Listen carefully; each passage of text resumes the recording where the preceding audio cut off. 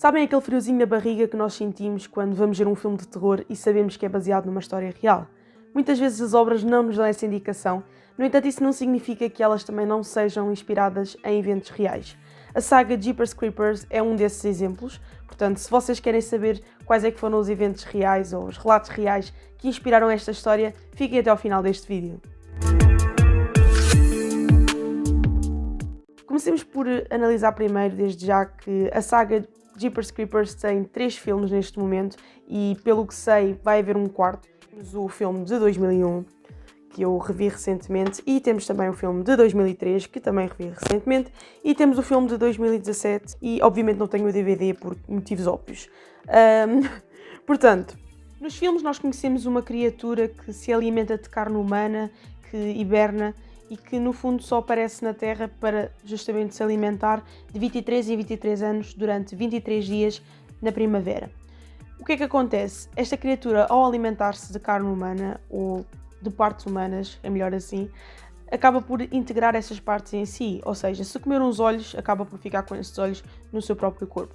Portanto, acaba por ser uma espécie de demónio e o próprio filme não é muito claro nisso e aí é que está, a meu ver, também um grande potencial aqui, porque realmente cria-nos uma grande curiosidade nesta criatura, afinal qual é que é o seu propósito, se não é apenas alimentar-se, entendem? Portanto, há sempre essa vontade de pesquisar mais e foi assim que eu cheguei à primeira suposta lenda que deu origem a esta criatura, que a inspirou, que foi a lenda Wendigo.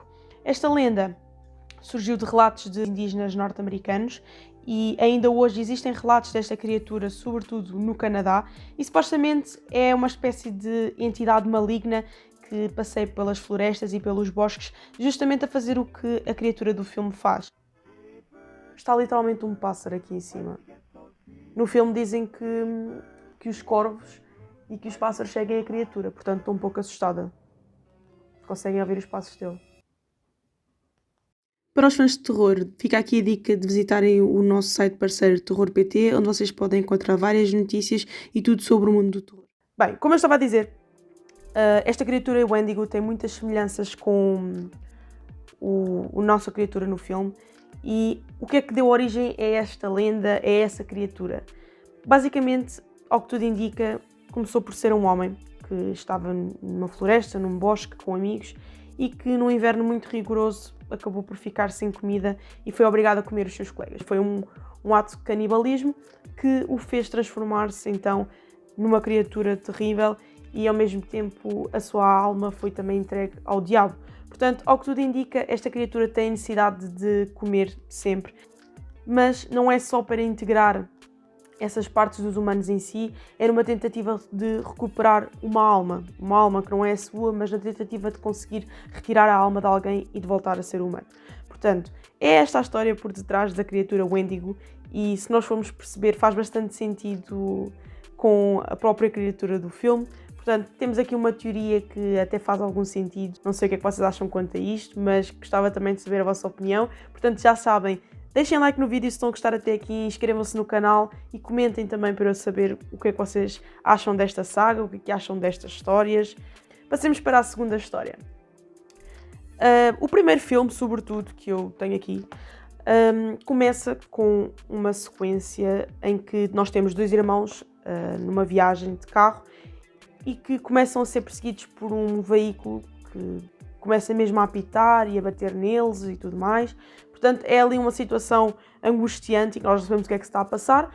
De repente, esse motorista acaba por ir à sua vida, mas um pouco mais à frente na estrada, os irmãos veem esse mesmo carro parado e ao lado um condutor a despejar corpos numa espécie de esgoto. Portanto, é terrível esta história, mas é ainda mais terrível quando vocês vão pesquisar um pouco e descobrem que toda ela é baseada num crime que aconteceu no Michigan em 1990. Dennis DePaul foi o protagonista desta história real, digamos assim, foi ele o assassino, matou a sua mulher e também aconteceu exatamente o que aconteceu no filme. Foi visto por 2 irmãos, Mary e Ray, que viram-no a despejar o corpo da mulher e em seguida ele também perseguiu estes irmãos. E além disso, o próprio jogo que nós também vimos no filme, em que os irmãos estão a brincar com as matrículas, também é real, partiu mesmo dos relatos destes 2 irmãos. Este crime até é bastante conhecido, porque no ano seguinte, em 1991, a 20 de março, curiosamente, amanhã faz anos, estreou na série americana Unsolved Mysteries um episódio que falava justamente sobre este crime que aconteceu. Vocês neste momento estão a ver aqui algumas imagens e com certeza conseguem perceber algumas semelhanças com o que acontece no filme. Já sabem, inscrevam-se no canal, deixem o vosso gosto, deixem aqui nos comentários o que é que vocês acham desta saga, se gostam, se não gostam.